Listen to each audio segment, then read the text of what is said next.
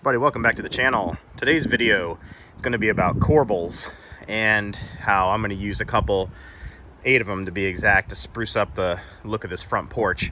This is a little premier cabin that I have here, and it sits in our backyard, and I wanted to soften up the appearance of the columns where they meet the roof, and you can achieve this pretty easily by using corbels.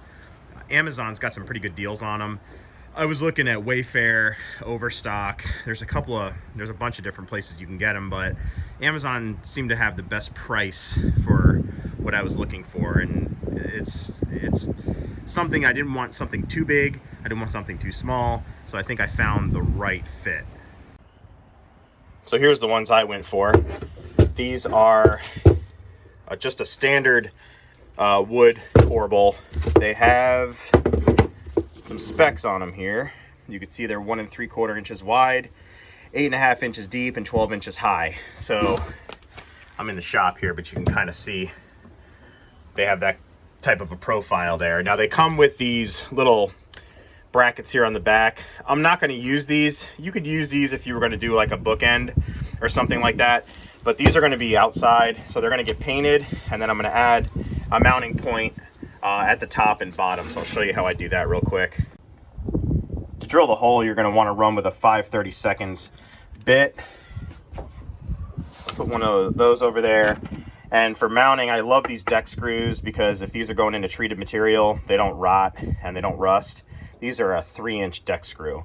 So give you an idea, it'll penetrate about that far into the existing post or beam up above, and it should be adequate anchorage. So let me drill these out.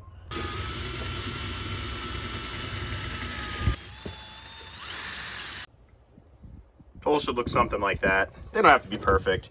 This prevents this wood from splitting when you drive the screw in and the head starts to hit against the base. It'll prevent it from splitting.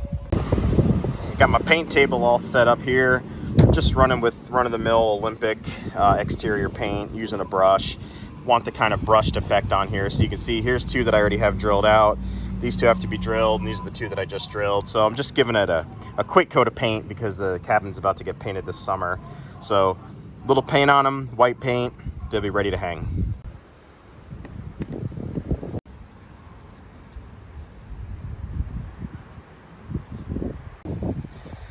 There's the first couple installed, and you can see it starts to kind of frame in the entryway, so it softens up the square opening.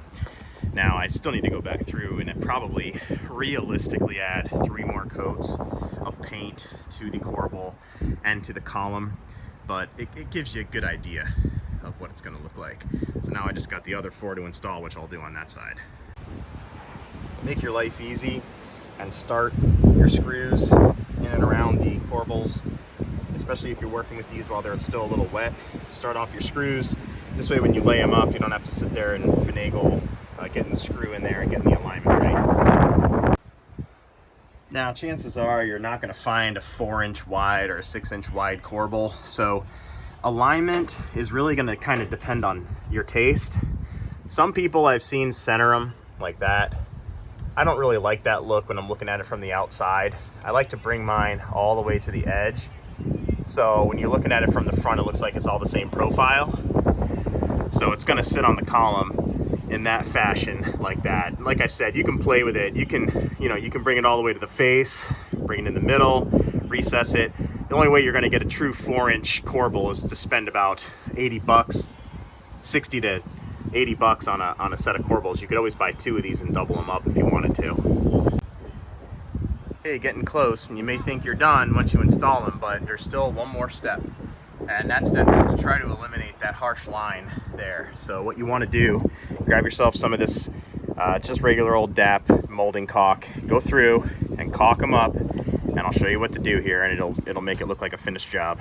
Let's try to do the best I can to show you here, but what I did is I just ran a bead of caulk through here, and I'm just kind of tapering it off with my finger to try to fill it in to make it look like this is one piece, and that gives it that smooth transition into the building. No building is perfectly straight. You can see up here where it's, not perfect. So technically you could go in and fill that with caulk. I'm gonna leave mine alone, but it just depends on how much time you want to spend on stuff like this. Another thing you're gonna need to do once you go back and caulk is to paint all of your caulk, because your caulking will actually look a little different than your paint once it's dry. So here's a perfect example of the edge we want to try to remove. See how this is not exactly square against the column? It doesn't look too good. We can fix that with caulking. So let's caulk it up.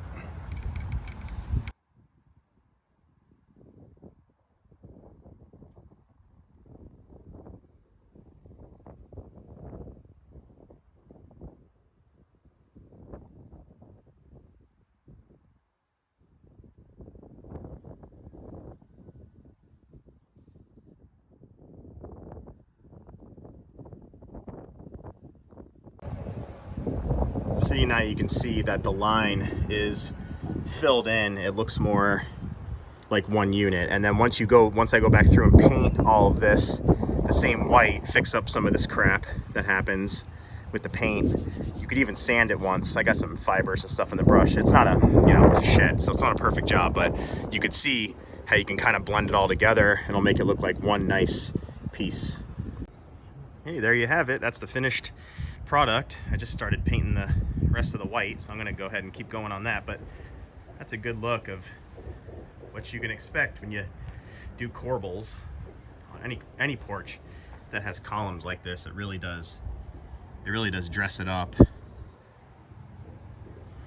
And if you set them on the outside like I showed you in the video, it makes it look like it's almost done intentionally like that. Makes it look like the column's cut with the corbel already placed in it. So I'll do one more far away shot for you.